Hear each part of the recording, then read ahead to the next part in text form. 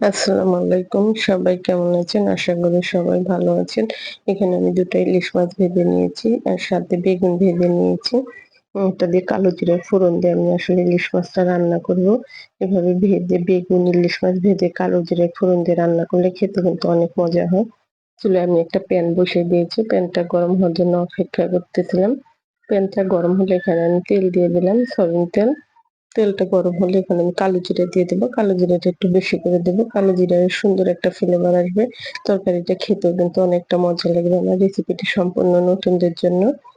যে যেখান থেকে আপনারা আমার ভিডিওটি দেখবেন অবশ্যই আমাকে একটা লাইক দিয়ে আমার চ্যানেলটি সাবস্ক্রাইব করে দেবেন।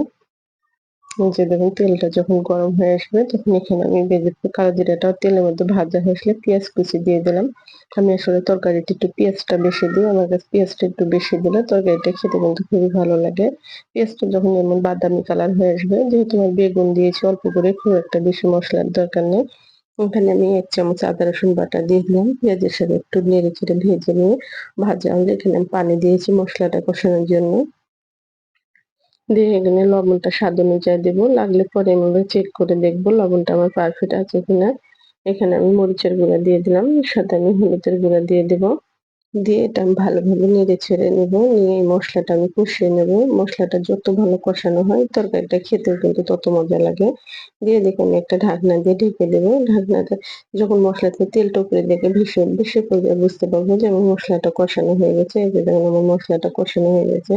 মসলাটা অবশ্যই ভালো করে একটু কষানোর চেষ্টা করবেন। মসলাটা কষানো হয়ে গেলে এটা আমি ভালোভাবে নেড়ে চেড়ে যে বেগুন ভেজে রেখেছিলাম, বেগুন ভাজাগুলো দিয়ে দিলাম। বেগুন ভাজাগুলো দিয়ে এটা আমি ভালোভাবে নেড়ে চেড়ে নেব। বেগুন ভাজাগুলো এভাবে একটু নেড়ে চেড়ে একটা ঢাকনা দিয়ে ঢেকে দেব।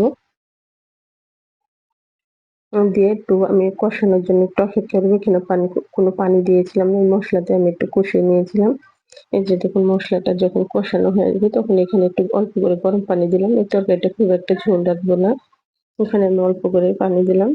দিয়ে আমি এটা আবার ঢাকনা দিয়ে ঢেকে দেব। তরকারিটা বলক আসা পর্যন্ত অপেক্ষা করব।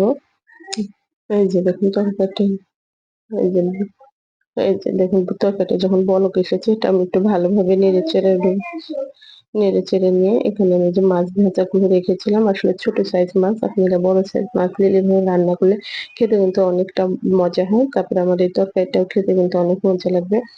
সাথে কতগুলো কাঁচামরিচ ফাড়া দিলাম, সুন্দর একটা ফ্লেভার আসবে। এই যে দিয়ে এটা একটু নেড়ে চেড়ে আমি এবার ঢাকনা দিয়ে ঢেকে দিয়ে একটু অপেক্ষা করব।